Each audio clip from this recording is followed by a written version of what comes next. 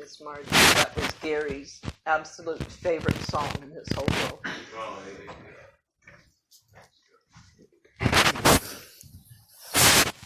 This hymn reminds me of one of Gary's favorite psalms, Psalm 23. I'd like to read it, and it will be the passage of scripture that I will be using for a sermon a little bit later on, but this time, let's just read these words. The Lord is my shepherd, I shall lack nothing. He makes me lie down in green pastures. He leads me beside still waters. He restores my soul. He leads me in the paths of righteousness for his name's sake. Yea, though I walk through the valley of the shadow of death, I will fear no evil. For you are with me. Your rod and your staff, they comfort me. You prepare a table before me in the presence of my enemies. You anoint my head with oil.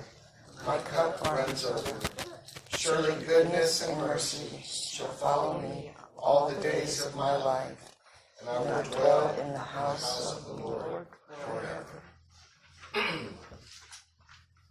Now sing Amazing Grace, and Willie Huff will come and lead us at this time.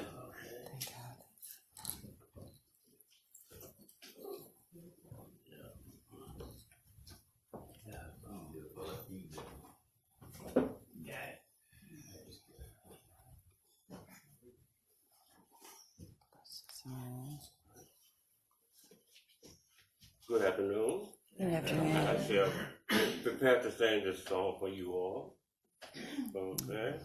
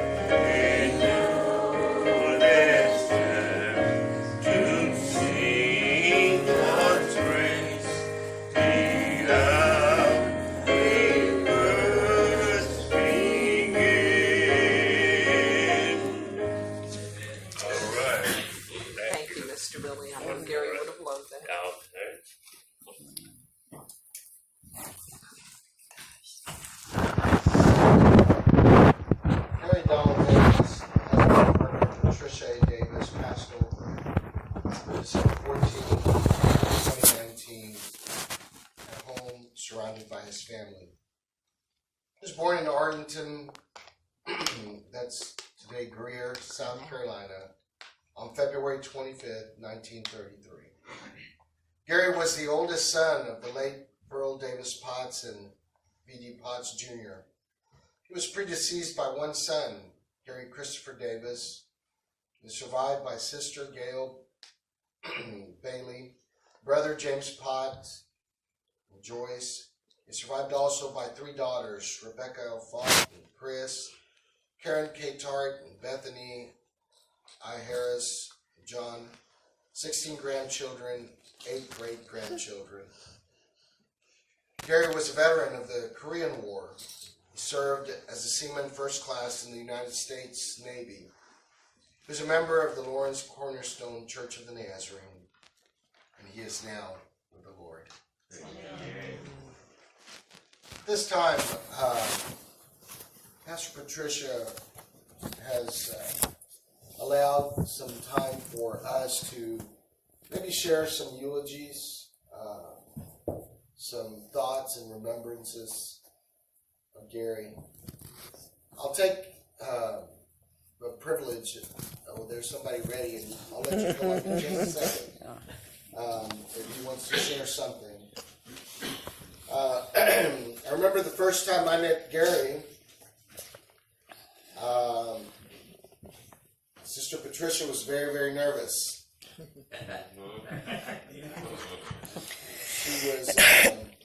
She was coming to do her ordination interviews.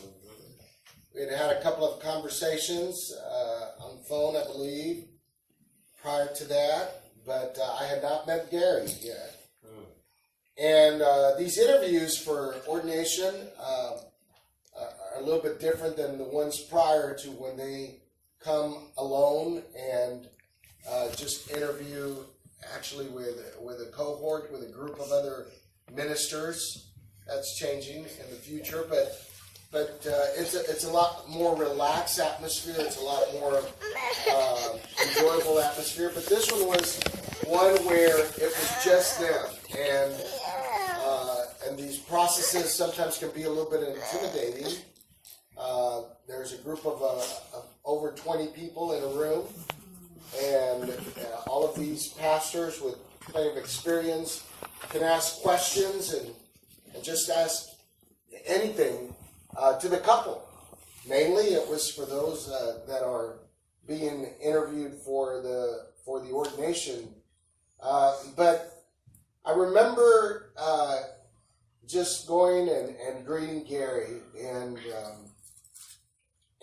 he was pretty excited for the whole process, even though his wife was pretty nervous. As a matter of fact, she looked pretty much terrified at that moment. But Gary was all happy. He was so excited. He just wanted to be at that place because he knew that this was a place where his wife, who had worked so hard, who had taken many courses of studies, who had gone through a process of interviewing year after year, who had even gone, I believe they had gone to an assessment process where they were analyzed psychologically. Yes, we do that. We do background checks. We do marriage evaluations. We do all kinds of things. Now, I wasn't part of that. But I know that all of these things happen. And after going through all of those things, Gary was just so excited. And the reality is, I looked at him and I greeted him and he introduced himself. And this was not even for him. It was for his wife. It showed me a glimpse of the personality and character of Gary. It showed me that he was a man who not only loved his wife, appreciated his wife, but he admired and cared for her and for others. For when I noticed him interacting in other settings, he was always enthusiastic about other people. Sure, he shared about his own life experiences with me and the brief moments that I had the opportunity to meet him. Oh, he was excited when I came and visited him here at the church one afternoon, and we were going to go and have a meal, and And he showed me the whole place and all the things and said, I used to do these things, I cannot do them anymore. But he was excited because all of these things were for others, were blessings for others. Whether it was for the children or whether it was for grandchildren or whether it was for members of the church. Gary just loved people. I don't know what your experience might have been with Gary, but I sure want to hear it. And I believe this young man raised his hand first. And if he wants to come up and share and tell me a little bit of a story, don't take as long as a preacher did, but tell me a little bit of the story of Gary. We'd love to hear that. Would you like to? Is that okay? You want to stand up here so everybody can see you? I'll stand next to you so you'll get a little bit of courage. We're almost the same height. So, every day I came home from school, and just seeing him smile makes me happy.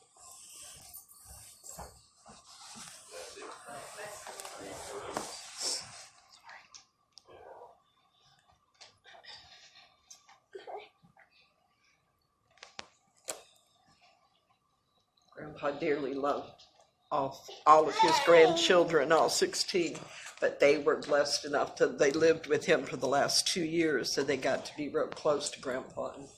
Praise God. Oh, great.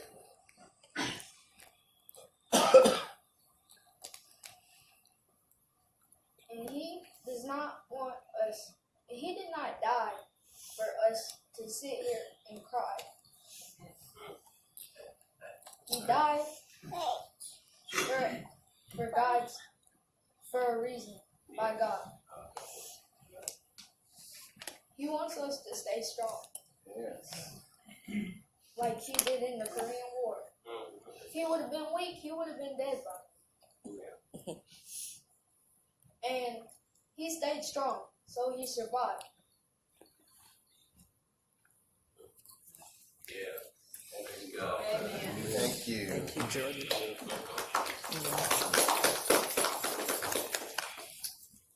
Oh, you said it pretty good, didn't you? Yeah. Very well. This is a service to remember him. Yeah. I don't think I can match that, but I'm from the Chester First Church of the Nazarene, where Gary and Patricia used to be members. Okay. They were members of our Sunday school class, but Gary and my husband had a close relationship. And Gary would call him about once a week or every 2 weeks, and my husband would say, "Hello, man," and he'd say, "How are you, fat boy?" And the conversation went on from that. And we're surely going to miss Gary and miss the conversation. My name is Billy, but he always called me Bill. Oh. Always. From the first time he met me, I was always Bill. Okay. All right. Anybody else want to share? So many good stories I about just him. like to say, he would, when I'd come in on Sunday morning, he had his area there, and, he would always look back, and he'd be smiling. I'd walk up and we'd shake hands, and we both loved to eat seafood, so, it was just a few things I remember of it.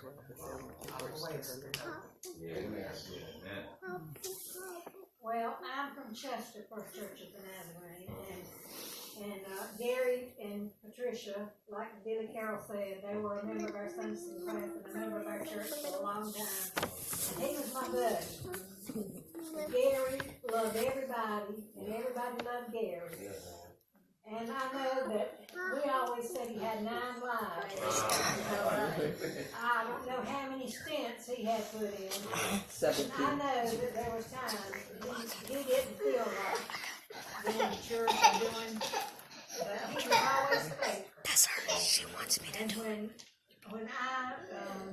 when they moved over here, and my sister came to live at the Martha Franks, retirement center. Right. And then when I would come over here to visit her, I would come to their church, and when he would see me walk in that door, he just acted like it just tickled him to death.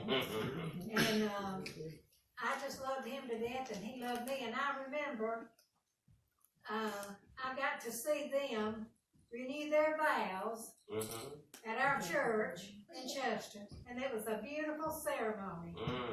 And I told Patricia today, I was so thankful that he got to see her ordained. Right. Amen. That was so special to him. He was looking so forward to that. Okay. And I am so thankful that he got to see that, and we're gonna miss him. Oh, yes, yes, ma'am. That's for it. What I remember, like the old fellow said, was his smile. You know, there wasn't a time that, you know, there wasn't a time